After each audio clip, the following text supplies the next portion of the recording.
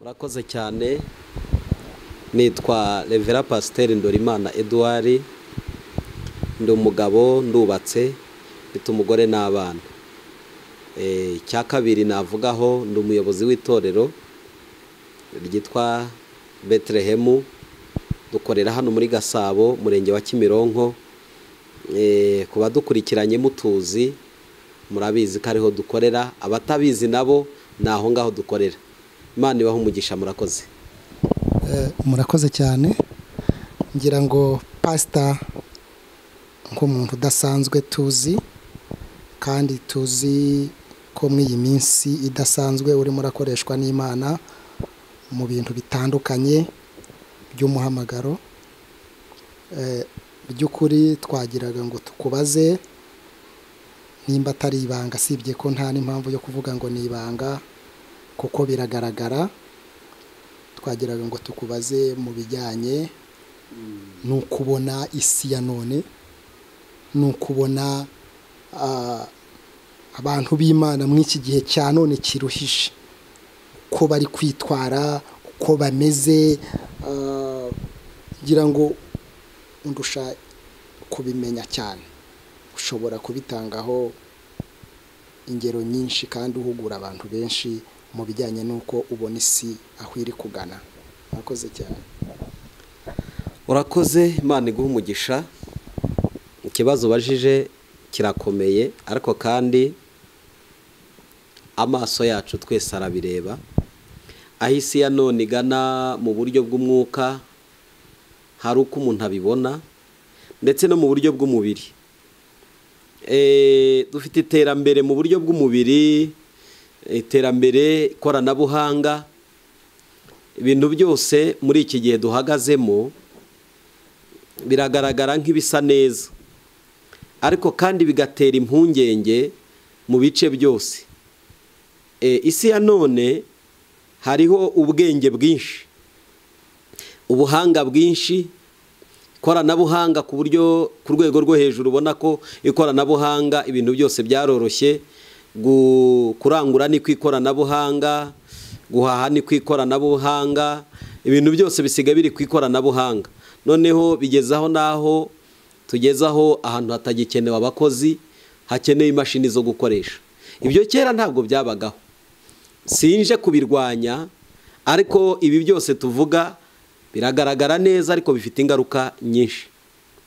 Bifite ingaruka nyinshi, bigaragara ko isi ahigana ni heza mu buryo burebeshejwe amaso, ariko mu buryo butagaragara ni habi. Ndaza kwibanda rero ku gice kimwe, ntabwo nza kuvuga ku cy'isi cyane mu buryo bw'umubiri, ndavuga ku cy'isi mu buryo bw'umwuka. Pastor, ntaguciye mu ijambo, ushatse kuvuga ko ririya jambo ryanditswe rivuga ko mu minsi y'imperuka ubwenge bw'abantu buzaba bwinshi. Mbese aho ngaho niho niryo jambo waruteruyeho uvuga ko ikoranabuhanga rikataje. Aho ngaho ntabwo byaba bisa na ririya jambo ryanditse mu byanditswe byera? Birasa, birenda gusa, kuko ubwenge bw'abantu buzagwira, ariko kandi ubwenge bw'Imana buzarwanywa. Ubwenge bw'abantu uko burushaho kugwira, niko ubwenge bw'abantu cyangwa se bw'isi muri rusange burushaho kurwanya ubwenge bw'Imana. By'umwihariko hari ijambo nshaka ko dushingiraho, tuza kuvugaho, riri mu rwa kabiri Pawulo yandikiye Timoteyo, ibice 3 umurongo wa mbere, tugarukire ku murongo waho wa 5. Haravuga ngo umenye yuko mu minsi y'imperuka hazabaho ibihe birushya, kuko abantu bazaba bikunda, bakunda impiya, birarira, bibona, batukana, batumvira ababyeyi babo, ari indashima, batarabera, badakunda n'ababo, batuzura, babeshyerana, batirinda, bagira urugomo, bakunda ibyiza, bagambana, ibyigenge, bikakaza, bakunda ibibanezeza aho gukunda Imana. Basa n'abafite ishusho yo kwera, ariko bahakana imbaraga zako. Abameze batyo ujye ubatera umugongo. aba bantu Bibiliya ivuga Pawulo yandikiye itorero, ariko uru rwandiko akarwandikira umuyobozi wari uyoboye itorero bita Timoteyo, yavuze ku bantu b'ibice bitandukanye bazarangwa cyangwa se bazagaragara nk'abantu berekana ishusho y'iminsi ya nyuma, cyangwa se aho isi izabigana iyo muri iki gihe. Ibi bihe rero ntabwo byatangiye none, ahubwo byahozeho kuva kera. Abantu benshi imirebere yabo bakunda iterambere, yewe ntawe utarikunda, natwe twifuza gutera imbere, ariko burya gutera imbere binyuze mu kuri. Abantu benshi barashaka gutera imbere ariko bashingiye ku kinyoma. Ubukristo bwa none rero ntaho bwenda gusa n'ubundi n'ubupagani. Umuntu aravuga ngo nakijijwe, ariko imico ye ikerekana ko atakijijwe. Umukristo w'uyu munsi arashaka gukizwa VIP. Nabivuga muri ubu buryo, umuntu agashaka gukizwa ariko akaguma uko yarari, ntahinduke. Bisa naho umuntu ahinduye ahantu ariko we ntiyahinduka.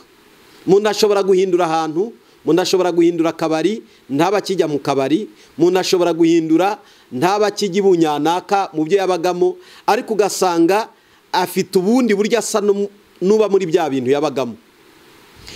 Umuntu agahindura aho yakoreraga ibikorwa by'uko atari umukristo, byarekanaga ko atari we, ariko yagera no mu rusengero akimukana bya bintu akabikorera no mu rusengero.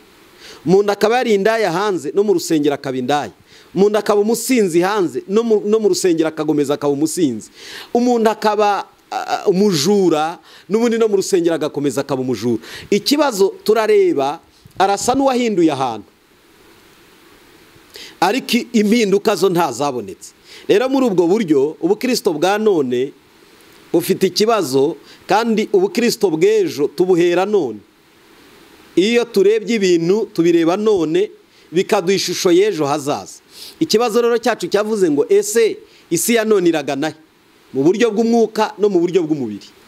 Mu buryo bw'umwuka rero niho nshaka kuza kuvuga cyane, ubukristo bwa none buteye ikibazo. Ngewe uyu munsi tuvugana ndi pasiteri, ariko kuba pasiteri ntabwo binkuraho kuba umukristo. Pasiteri ni inshingano, ariko kuba umukristo nabyita indangagaciro. Sinzi uko nabyita, ndabigereranya no kuba umuntu afite irangamuntu. Kwitwa umunyarwanda ntacyo byakumarira udafite irangamuntu y'abanyarwanda. Kabone nawe waba uvuga ikinyarwanda, ntabwo biguhesha kwitwa umunyarwanda. Uyu munsi rero kuba umukristo ku izina, ariko ntugire indangagaciro z'ubukristo, bisa no kuba n'ubundi kuba umupagani. Ndashaka rero kubivuga muri ubu buryo. Pawulo abivuga yaravuze ngo umenye ko mu minsi y'imperuka hazaza ibihe birushye. Ibi bihe turimo biraruhije, biragoye. Bigoye abatari bakizwa, bigoye n'abakijijwe. Cyane ko abakijijwe bo biragoye, sinzi uko nanabivuga. Iyo urebye wibaza, ese aba bantu koko bavuga ko bakijijwe barakijijwe? Ibigaragara tureba kuri social media biteye isoni no kubyumva. Ibyumvikana muri karitsiye biteye isoni no kubivuga. Ibibera hatagaragara ni ibindi. Ikibazo gihari ni kimwe, abantu bahinduye ahantu ariko ntibahindutse muri bo. Umuntu ashobora guhindura ahantu ariko ntahinduke. Rero ikibazo ngiki ni kimwe. Pawulo yaravuze ngo kuko abantu bazaba bikunda. Ubundi umuntu ashaka kuba umukristo ariyanga, niko Yesu yavuze. Yaravuze ngo umuntu nashaka kunkurikira yiyange. Abantu rero benshi ntabwo biyanze, ahubwo barikunda. Kwikunda rero ni ingaruka yo kutarekura bimwe bisa n'ibyari bifite inyungu. Kuko kureka icyaha ni ukwemera guhara inyungu zari inyuma y'icyo cyaha, n'uburyohe bwari muri icyo cyaha. Ukemera kugihara ukagitakaza, ukavuga ngo ndahindutse, ibyari inyungu yanjye, ibyari indamu yanjye bimpindukiye igihombo, kubwo kwemera kuba umukristo.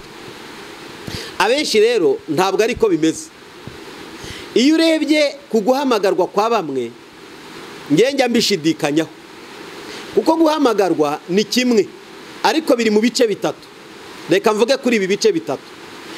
Umuntu wa mbere arihamagara, umuntu wa kabiri ahamagarwa n'abantu, uwa gatatu ahamagarwa n'Imana. umuntu ashobora kwihamagara mu buhe buryo rero? Iyo umuntu ashaka inyungu muri wa muhamagaro, cyangwa arebye ko hari abantu bateye imbere bahamagawe runaka, baye pasiteri, none afite urusengero rwiza, uyu munsi afite imodoka, afite amafaranga, baramukomera amashyi, akabireba akavuga ngo ese ubu nini twiganye, sinamurushaga se gutsinda, sinamurushaga amanota meza.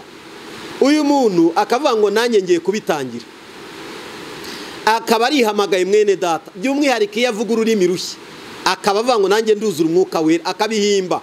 Hari abantu bahimba indimi akajya azirepeta kugira ngo akunde azagere kuri bya bindi ashaka, akaba yinjiye mu muhamagaro wo gushaka inyungu muri bya bintu. Uwo muntu rero yinjiye mu bintu yihamagayemo kubw'inyungu ashakamo.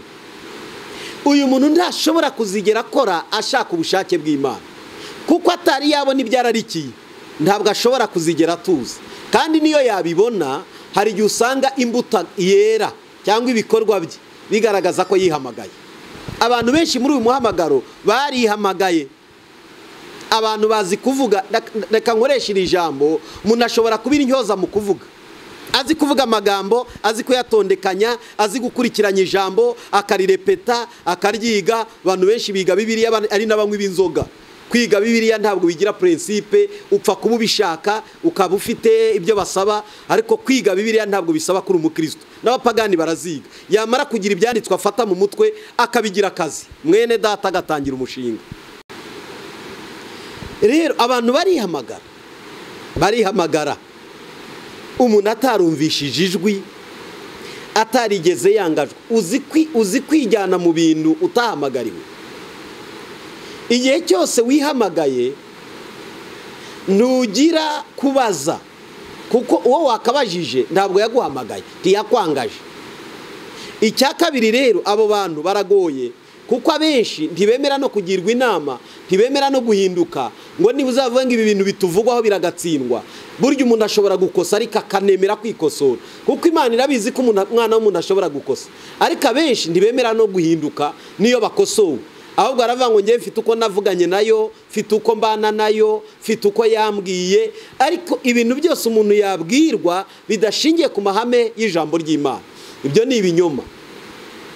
Rero umuntu arihamagara. Undi muntu wa kabiri ni w'abantu bahamagara. Abantu bakakwangaja, ngwino dukorere gutya, ugomba kuvuga ibi nibi. Bakakwangaja rwose nk'abangaje akazi, urumva ugiye gukorera mu nyungu z'abantu, kuko rero ari iz'abantu. Uzahora ushaka inyungu z'abantu kuruta gushaka inyungu z'Imana. Ubundi umuntu mwiza wakijijwe agahinduka agahamagarwa, ahora ashaka inyungu za shebuja kuruta iz'abantu. Abantu bashobora kugutwara mu nyungu zabo ariko zitari inyungu z'Imana, ugakora nabi ubizi ko nawe uri gukora nabi, ariko ukaba udashobora kubihindura kuko warangajwe. Ni abantu baguhaye akazi, ni abantu baguhamagaye. Abantu rero barahamagara. Isoza ry'ibyo bintu rero ry'abantu bihamagara n'abahamagarwa n'abantu bisoza nabi. Hari uwigeze kubikora, areba inyungu zibirimo, areba uko abantu birirwa batanga ubuhamya, akavuga ngo bari atwara abanaga mbaruta, nawe arareba aravuga ngo nshingiye kuri ibi nanjye reka ninjiremo. Arakoze, aragerageza, areseya, abantu baraza, akajya bikora mu gipindi, akabibamo mu gipindi. Isoza ry'uwo muntu ryaje gusoza ananiwe, itorera ararita, ibintu byose arirukanka, arahunga, kuko byamurushije imbaraga uwo yagombaga kugisha Imana, kugisha inama, kuko atamuhamagaye. Arabita, aragenda. Abantu rero barihamagara, ariko hari n'abandi bahamagawe n'Imana. Aba bantu bahamagawe n'Imana, icya mbere ntibikunda, ahubwo bakunda abo bahamagariwe gukorera. Bemera kubana n'ibyoroheje, bemera kubana n'ibintu ibyo ari byo byose, kandi bahora barinda ubukristo bwabo ko bwakanduzwa cyangwa se bwagira ishusho mbi imbere y'abandi, cyane ko birivuga ngo turi inzandiko zisomwa n'abantu bose. Iyo uru rwandiko rusomwa n'abantu bose, uhora wirinda ahagaragara n'ahatagaragara, uhora ushaka ubuhamya bwiza ahagaragara n'ahatagaragara, kuko impamvu waguhamagaye niwe uha raporo mbere. Iyo rero urindiriye raporo z'abaguhamagaye cyangwa se zawe ko wihamagaye, kuko utahamagawe nyine ukora ibyo ushaka, ugenda uko ushaka, ubaho ubuzima ushaka. Uravuga ngo niyo bavugana akazi kabo, icyo nshaka ni iki, inyungu zawe iyo zitari zaboneka, iby'Imana byo ubishyira ku ruhande. Rero reka mbabwire, Pawulo yavuze ngo aho iminsi igana ni habi. ngo kuko abantu bazaba bakunda impiya. Ibi bintu bita gukunda impiya mbivuzeho ryo ni birebire. Hari abantu biyemeje guhanura kugira ngo babone amafaranga tu, kandi abantu bahanura kugira ngo babone amafaranga ntibakeneye inyungu z'umuryango cyangwa se z'itorero cyangwa z'igihugu, atari inyungu zabo ku giti cyabo. Ibi bintu rero iyo umuntu agiye guhanura kubw'inyungu, uyu muntu ibintu byose nta mafaranga ufite ntacyo muzavugana.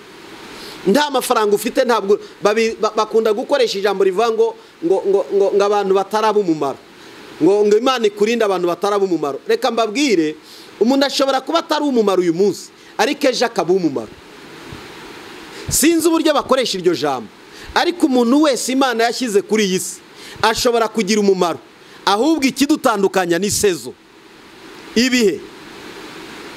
Umuntu ashobora kuba afite none ejo akaba adafite. Umuntu ashobora kuba adafite none ejo akaba afite. Umuntu ashobora kuba atari gukora none ejo agakora. Umuntu ashobora kuba atari umumaro uyu munsi ariko ejo akaba umumaro, kandi umumaro wa none ejo ashobora kutaba umumaro. Rero abantu bose Imana yashyizeho yaremye bashobora kugira umumaro mu gihe runaka. Reka twe gukoresha iryo jambo kuko dushobora kurikoresha mu nyungu zacu bwite. Icya kabiri navuga, barirarira. Aba bantu bihamagaye batahamagawe, barirarira, bariyemera. Umva, iyo utabavuzeho binduka urubanza. Icyubahiro ni icyabo, gukomerwa amashyi ni ibyabo. Ibyo bakoze ibyo Imana yakoze barabyiyitirira. Iyo bagusengeye basa n'abakwishyuza, aragusengeye ntiwambaye ibi.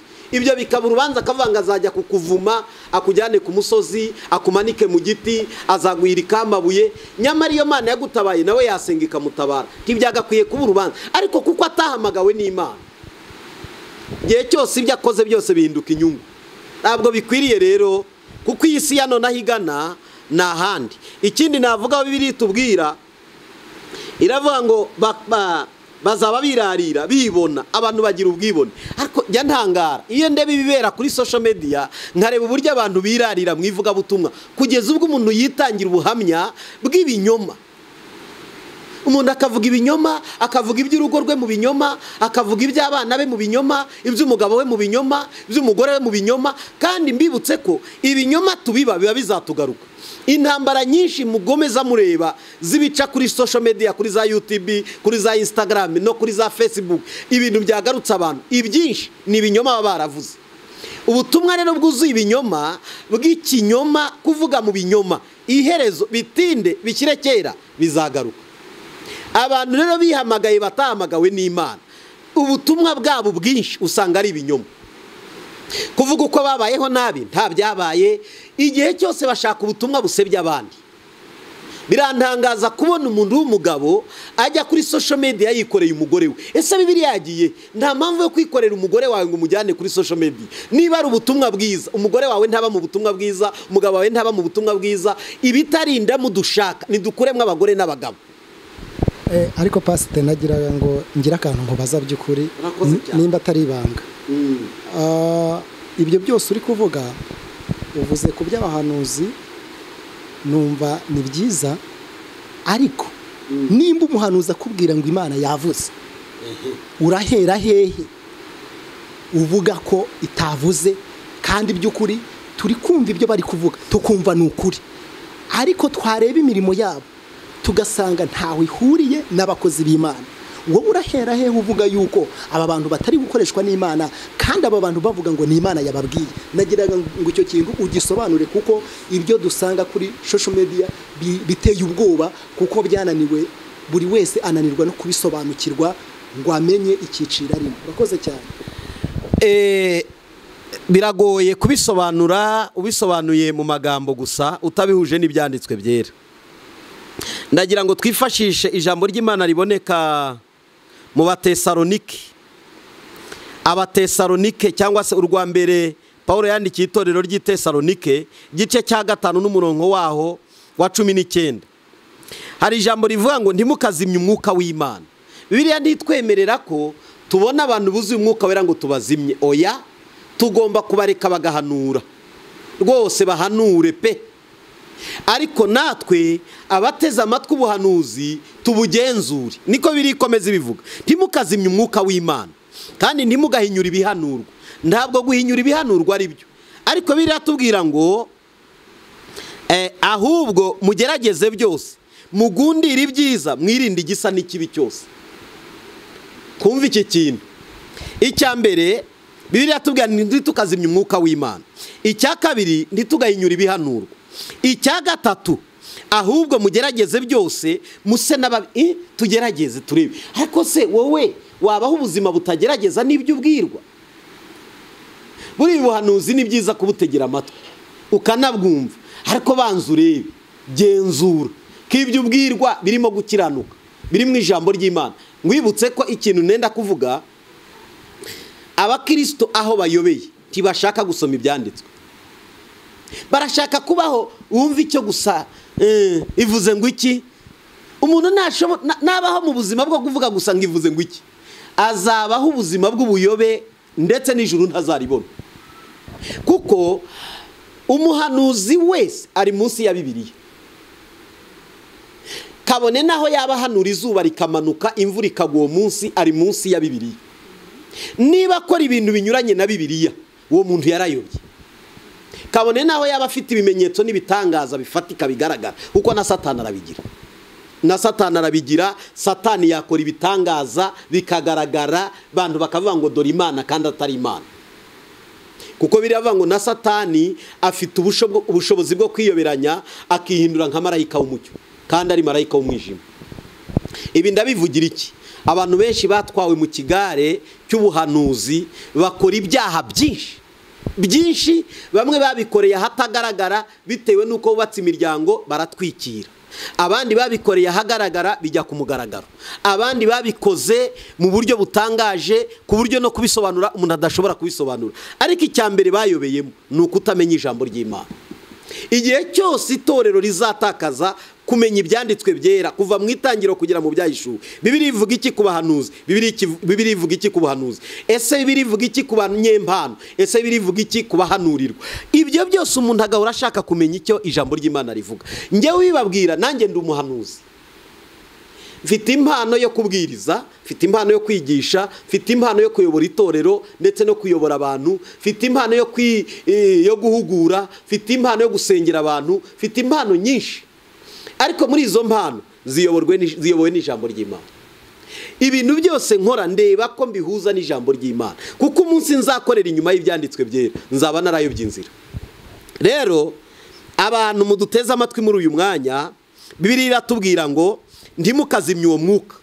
Umuntu niyuzura umwuka wera agahanura, tega amatwi.